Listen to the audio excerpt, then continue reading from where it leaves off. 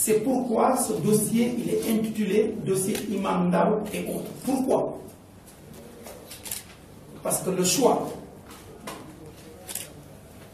de cette appellation, il n'est pas gratuit. Pourquoi j'ai dit il y a de quoi se poser cette question? Nous nous sommes posé cette question depuis le départ. Depuis l'enquête, quand le dossier est arrivé au parquet, nous nous sommes posé la question. Nous, les conseils de Imam Ali Ndao, pourquoi le dossier il est appelé Imam Ndao et autres. Et d'ailleurs, dans la presse, quelle que soit la personne qui est entendue, on met toujours la photo de Imam Ndao. Toujours. Donc c'est normal qu'on se pose la question, pourquoi le dossier s'appelle Imam Ndao et autres. Alors que, curieusement, nous l'avons constaté en même temps que vous, sur les 29 personnes qui sont entendues, seules 4 personnes le connaissent. 29 personnes entendues, seules 4 personnes le connaissent. Donc c'est assez étonnant donc, que le dossier s'appelle Imam Ndao et les autres. S'il était connu de tout le monde, ce serait compréhensible. Mais 29 accusés entendus, seules 4 personnes le connaissent, et malgré tout, le dossier s'appelle Imam Ndao et les autres. C'est une première constatation. Qu'est-ce qui l'explique? Qu'est-ce qui le justifie? Autrement dit, nous l'avons constaté ensemble, Imam Ndao a été le présent le plus absent. Quasiment, il n'a pas été cité par tous ceux qui ont été entendus parce qu'ils ne connaissent pas, à part 4 personnes. Donc, un présent absent. Et malgré cela, le dossier porte son nom, qui est l'œuvre, en fait, du parquet, qui est rattaché au ministère de la Justice, qui est rattaché à l'État. Donc, ce n'est pas gratuit. Donc, comme nous vous le disions, il y a de cela plusieurs semaines avant le début du procès, ce choix cache quelque chose. Il y a un dessein. Autrement dit, l'État, comme nous vous l'avions indiqué dans ce dossier, a voulu faire de Imam Ali Ndao le cerveau de l'affaire, le guide spirituel. Ce qui est inexact parce que ça ne ressort pas des faits et ça ne ressort pas des auditions. Ça, c'est une première constatation. Donc, cette appellation ne s'imposait pas et ne se justifiait pas. Mais c'est parce qu'il y a un dessein derrière. La deuxième chose, vous l'avez constaté en même temps que nous, relativement au procès verbal de police et de gendarmerie. Il y a eu énormément de débats sur des propos qui seraient imputés à des accusés et qui l'ont notoirement contesté. Mais nous, nous sommes là en tant que conseil de Imam Ali Ndao et non pas des accusés autres. Et nous ne pouvons pas nous prononcer spécifiquement sur la situation. Nous ne prononcerons que sur Imam Ali Ndao. Vous avez constaté que dans ces procès-verbaux, il y a des éléments essentiels qui ont été imputés et relevés contre Imam Ndao qui n'existent pas. Personne ne l'a vu dans le dossier. Personne. C'est la raison pour laquelle nous avions demandé la comparution des officiers de police judiciaire qui dirigent cette affaire pour qu'ils viennent nous donner la preuve de ces éléments. Et j'en cite juste 2 exemples. Le premier exemple, quasiment toute la presse a le PV. Donc tout ce que je dis, je le dis sous votre contrôle. Il est indiqué que les champs de Imam Ali Ndao situés dans un village qui s'appelle Damboul constituent un centre d'endoctrinement et d'entraînement. Mais vous ne verrez pas dans le dossier la photo, le plan topographique, vous ne verrez pas est-ce que des personnes ont été armées là-bas, vous ne verrez pas est-ce que le chef du village a été entendu, etc., etc. Pour dire encore une fois que tout cela est une construction factuelle des forces de l'ordre. Personne n'a été arrêté dans ces champs et ils disent qu'un centre d'endoctrinement. Le chef du village n'a pas été entendu. Aucune photo, aucun plan topographique. Et ils disent également que ces champs constituent les gîtes pour ceux qui partent et ceux qui reviennent. Et personne parmi les 31 accusés ne connaît ces champs, ne sont passés par là-bas, ni à la ligne autour. Imam Ndao n'est même pas au courant, n'est-ce pas, que cette personne soit. Donc ça pose des problèmes. Ça pose un problème de sincérité de ces procès-verbaux sur certains aspects, je dis, sur certains aspects. Et c'est essentiel. Quand je vous dis que c'est un centre d'endoctrinement et d'entraînement, et on n'a pas trouvé sur place rien, on ne nous dit pas où se trouvent les gens, il n'y a pas de bâtiment, il n'y a rien, rien n'a été trouvé, aucune preuve. Je dis, c'est pourquoi nous avions demandé cela. Et tout ça pour la manifestation de la vérité. Parce que l'audience a pour objectif d'aller dans le sens de la manifestation de la vérité. Toutes les questions qui sont posées, c'est pour aboutir à la manifestation de la vérité. Et nous estimons que de telles accusations sont suffisamment graves pour que ces personnes viennent nous rapporter la preuve de ça. L'autre exemple également, vous avez les PV, et on a entendu Moustapha Faye. Il est prêté à Moustapha Faye même d'être le cheval d'Imam Aliou Ndao. Imam Aliou Ndao n'a pas de cheval, il ne connaît même pas Moustapha Faye. Ni dedans ni derrière, Moustapha ne le connaît pas. C'est pour vous donner un exemple comme ça. Quand il y a de telles constructions factuelles dans un dossier qui passe en chambre criminelle, pour la manifestation de la vérité, c'est tout à fait nécessaire et normal qu'on demande que ces personnes ayant rédigé ces documents, qui ne valent qu'à titre de simple renseignement, parce que ça ne lit pas la chambre, mais ça ne vaut qu'à titre de simple renseignement, comparaissent pour apporter des clarifications. Donc ça également, c'est un constat que nous avons partagé ensemble. L'autre constat également, le pseudonyme. Imam Aliou Ndao s'appelle juste Imam Aliou Ndao. Et vous verrez que les forces de l'ordre lui ont donné un pseudonyme alias Aliou Badara Ndao. Si vous verrez dans le dossier de diagramme établi par les forces de sécurité, on l'appelait même Imam Ali. Tout ça, c'est des constructions également des forces de l'ordre. Et qui remet fondamentalement en cause une bonne part, je dis une bonne part, des éléments d'information mis à la disposition de la justice. L'autre élément de constat, je l'ai dit tantôt, nous avons tous été ensemble. Sur les 29, seules 4 personnes le connaissent. C'est Ibrahima Diallo, qui était parti, et qui a indiqué, lorsque je partais, je n'ai pas demandé son autorisation, j'ai été son talibé, il y avait cela plus d'une dizaine d'années. Il y a Ibrahima Anne qui n'est pas parti. Il y a Saliou Ndiaye, qui est son voisin, lui qui voulait partir en Syrie, qui est venu lui dire, je veux partir, lui a dit, n'y va pas. Qu'est-ce qu'il va faire là? Et les épouses de Djourane, qui le connaissent par le truchement de son époux, qui est passé par son dara, il y a de cela une dizaine d'années. Donc voilà, tout le reste, ils ne le connaissent pas. Ils disent, bon, j'ai une fois écouté son CD.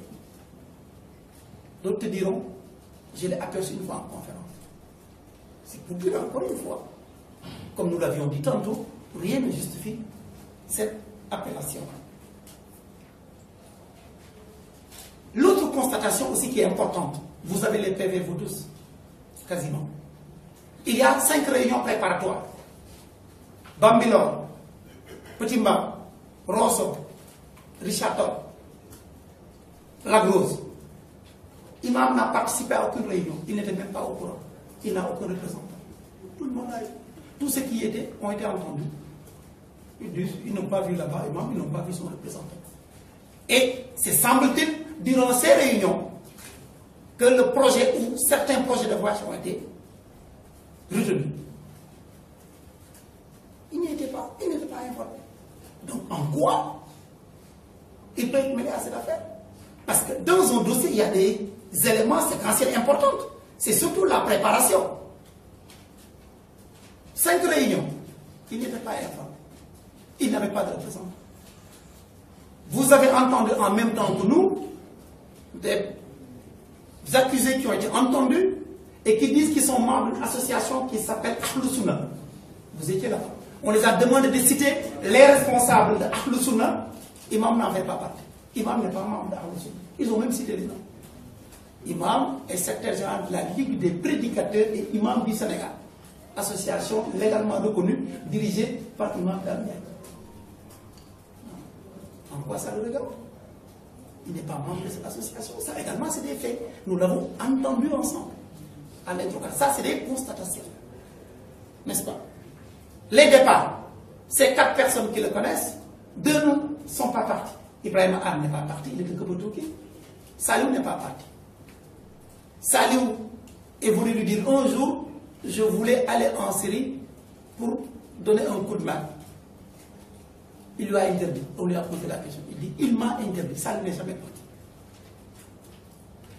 L'épouse de Djokhane, qui était passée voir Ramaba, qui était souffrante, quand on est venu lui présenter Imam, vous l'avez entendu, on lui a dit, c'est lui, Imam Aliou Ndao. C'est cette dame qui est l'épouse de Djokhane. Il lui a posé la question, comment va ton mari? Vous avez entendu tout ça. Il lui a dit, mais mon mari est arrêté. Il lui a dit, il est parti où pour qu'il soit arrêté? Il dit, la dame lui répond, moi-même je veux aller le voir. Et il lui a dissuadé d'y aller. Également, c'est une constatation importante. Autre chose comme constatation importante, Imam Ali Ndao est Kaolackois, il est de la région de Kaolack. Il a fait toutes ses études islamiques au Sénégal. Après son village natal d'Alan, il est parti à Koki. Après Koki, il a fait le sang.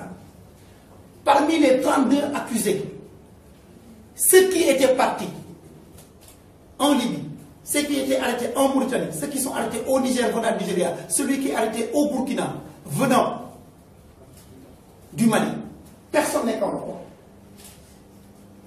Personne. C'est assez bizarre. Personne n'est Kaolackois, il est de la région de Kaolack, il est une autorité religieuse. Aucun de ses enfants, tous ses enfants sont dans la salle, ils ont plus de 30 ans. Plusieurs épouses, aucun de ses neveux. C'est assez bizarre quand même. Qu'on puisse présenter quelqu'un comme un cerveau, comme un guide spirituel des djihadistes, il n'y a aucun de ses enfants, aucun de ses neveux, aucun de ses parents. Parmi ces prétendus djihadistes, il n'y en a que 2 qui sont passés il y a de cela plus d'une dizaine d'années dans son école. Mais ils ne sont pas de la région. Je dis aucun Kaolackois, vous avez entendu. Tous ils viennent du nord, d'autres sont de Dakar. La plupart sont du nord. Ça également, c'est une constatation importante que nous avons vécue ensemble. Maintenant, il ne s'agit que de constatations. Le procès n'étant pas fini. Mais c'est des constatations qui sont extrêmement importantes. Pour dire, entre la présentation du dossier portant le nom de Imam Ndao et la relation factuelle, il y a un décalage manifeste. Décalage manifeste. On devrait, et l'opinion publique devrait s'attendre à ce que chaque personne puisse dire oui, oui, je l'ai connu, je l'ai rencontré, etc. Mais sur les 29, les 25 ne le connaissent pas. Mais toujours, c'est lui. Parce qu'on veut le présenter comme le cerveau, on veut le présenter comme le guide spirituel.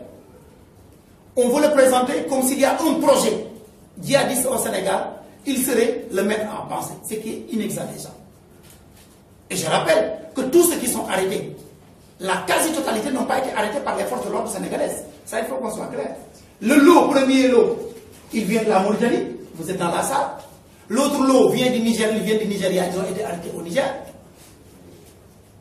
Le troisième lot, c'est un seul qui a fui également de Admi et qui a été arrêté au Burkina. Donc, personne parmi ceux qui étaient à l'étranger n'a été arrêté par les forces de l'ordre. Ils ont été arrêtés à l'étranger et extradés dans leur pays d'origine. Maintenant, c'est au moment de leur audition que certains ont dit « J'y étais avec telle personne, il est rentré lui depuis longtemps, il habite à Richardson. » Et il y a 6 ou 7 autres personnes qui ont été arrêtées parce qu'ils étaient déjà rentrés. Tout cela veut dire quoi? Si réellement il y avait un projet djihadiste au Sénégal, nos autorités et tous les Sénégalais se targuent que nous avons l'une des meilleures polices, l'un des meilleurs services de renseignement, l'une des meilleures gendarmeries. Pourquoi ces réseaux n'ont pas été arrêtés au Sénégal? Parce que ça n'existait pas au Sénégal. C'est pourquoi ceux qui ont été arrêtés n'ont été arrêtés à l'étranger. Et les autres, la moins d'une dizaine qui a été arrêtés après, ils l'ont été après l'interrogatoire de ceux qui ont été arrêtés à l'étranger et qui ont dit que j'y étais arrêté. C'est pour dire encore, les faits tels que présentés ne se sont pas présentés comme tels. Parce qu'effectivement, s'il y avait un projet djihadiste d'une ampleur, mais la police et la gendarmerie, les premiers à les arrêter. Aujourd'hui, nous sommes en conférence de presse et les renseignements généraux sont là, je les ai identifiés. Les conférences de presse sont là dans la salle. Et je les salue, et c'est important, c'est ça un État. Il faut que les gens soient là pour écouter ce qui se dit et ce qui se fait. Donc, pour dire encore une fois, tout cela, n'est-ce pas, est de nature, n'est-ce pas, à démontrer que, pour l'essentiel, ce n'était que des accusations contre Imam Ndao, même si on n'est pas encore à la fin. On reproche à quelqu'un un fait matériel posé, ou une abstention faite et qui est interdite par la loi. Mais vous constaterez que vis-à-vis de l'imam Ali Ndao, vous n'avez pas encore entendu un fait matériel posé pour dire il a fait ça, ça et cela. C'est ça le droit pénal. Ou telle personne a fait ça de manière concrète. Je parle d'imam Ndao. Parmi ceux qui ont été entendus, tous les 25, vous n'avez pas entendu quelqu'un dire j'ai posé tel acte. sur instruction de l'imam Alioune Ndao. Ils disent tous quasiment qu'ils ne le connaissent pas. Sur les 29, c'est 4 qui le connaissent. Ça veut dire, lorsqu'ils partent, ils l'ont dit, ils ne le connaissent pas, donc naturellement, ils ne l'ont pas informé, parce qu'ils ne le connaissent pas. Quand vous leur posez la question, est-ce qu'arrivé sur place, vous l'avez appelé, ils disent, mais je ne le connais pas, comment je vais l'appeler? Donc à partir de ce moment-là,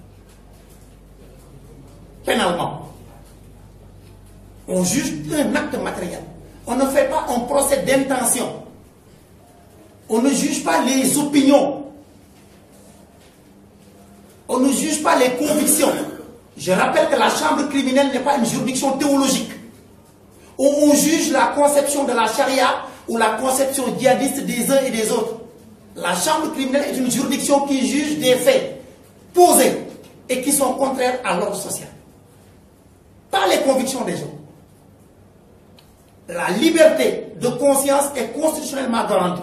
Quelle que soit la liberté des uns et des autres, cela ne peut pas constituer un délit, encore moins un crime. Ce qui est interdit, c'est de poser un acte sur la base de la conviction qui serait contraire à l'ordre social.